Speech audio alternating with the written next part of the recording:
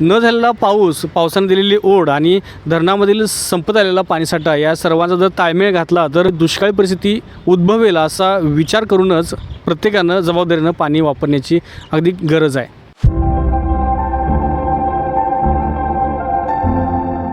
नमस्कार, मी कृष्णा लाड आणि आपण पाहताय के न्यूज.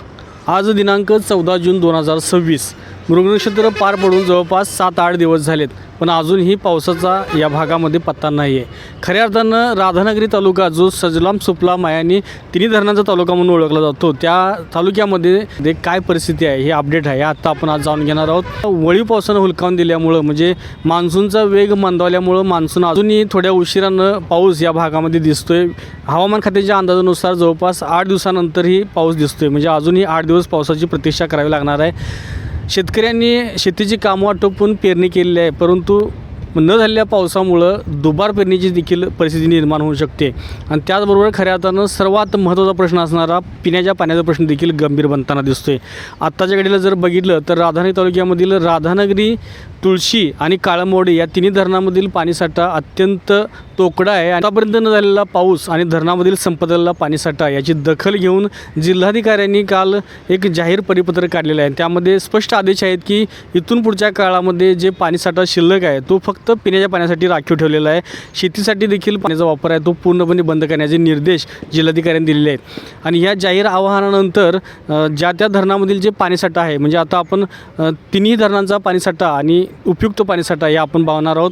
राधानगरी धरणामध्ये जवळपास जे 8 TMCचं धरण आहे त्यामध्ये आत्ताच्या घडीला 27% इतका पाणीसाठा आहे, जवळपास 2 TMC.